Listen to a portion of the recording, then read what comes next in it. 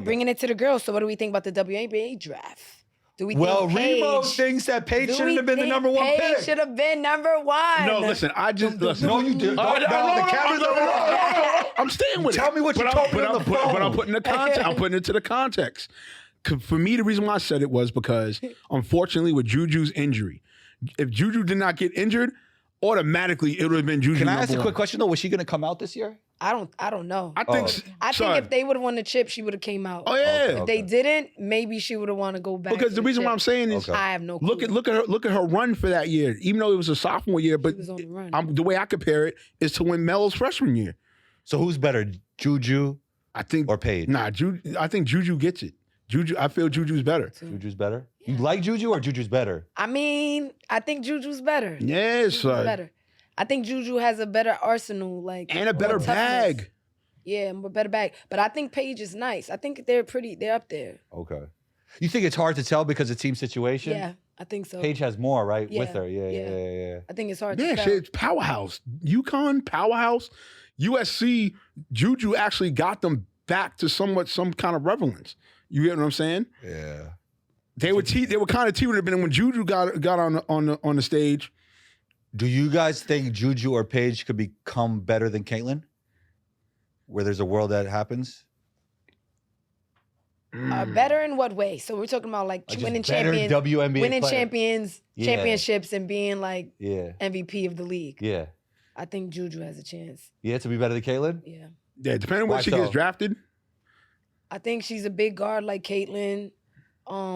She could move inside, outside. She doesn't shoot as far, but More athletic? yeah, she's a little more athletic and inside. Yeah, her bag is different. She has the passing. She has like a little bit of bounce, But Caitlyn is so tough and red-nosed that like, I think her tenacity and her toughness is gonna keep her up there as well. And then of course her shot, like she shoots from deep. Yeah. That's Her range is crazy. That's a Once she difference got maker. comfortable, it was over, And with her passing too, believe it or not. Yeah. I mean, that's a it's difference different. maker. Yeah. I don't know. It's tough. What do you think? I don't watch it. To be honest, I don't watch enough of it. Like, I could go on the show and be my entertaining self, but like, I don't watch enough women's. I should watch more. Nah.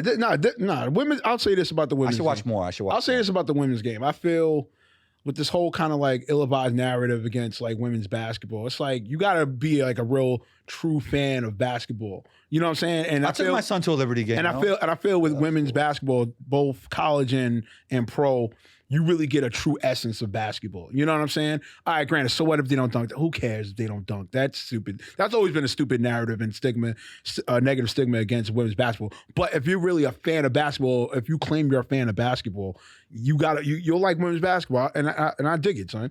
You know what I'm saying? Me more so college, but I'd say in women's basketball overall, I feel. I'd like to hear your thoughts on this, Nikki. But you know what I like about the WNBA draft now? It's that players are really realizing their dreams because they got to grow up watching it.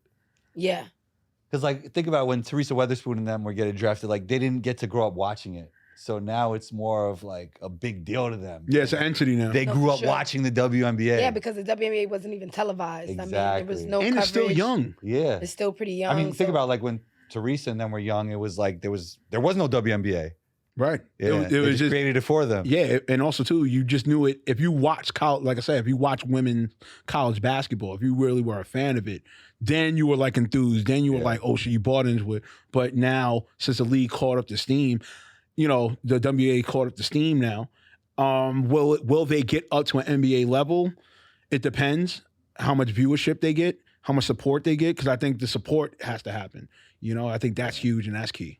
All right, really quick, I want to jump into this.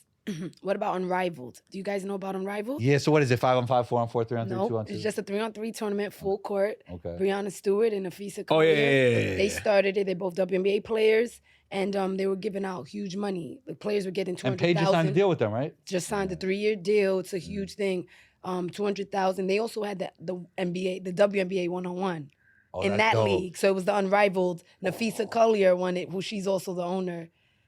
Somebody really good got cooked by somebody. Yeah, a lot of people got cooked. No, Brianna name Stewart, them. listen. Wait, who was the I don't person want to that talk got about Brianna Stewart. Yo, she got cooked, right? Got cooked. Yeah. By who? I forgot who, but they left her on 0. Oh my God, that's That's disrespectful. disrespectful. Brianna She's Stewart, like the co-owner. and she's literally And this is arguably top nothing against her because she's like a you're telling- KD. this She's is like the what KD Yeah, of the WNBA. I mean, she's top as far as 5. athleticism, her length. don't lose to I mean, 0 though. Yeah, she had 0 in the one-on-one. That's crazy. One-on-one. It was like game 11 or something like that. Right.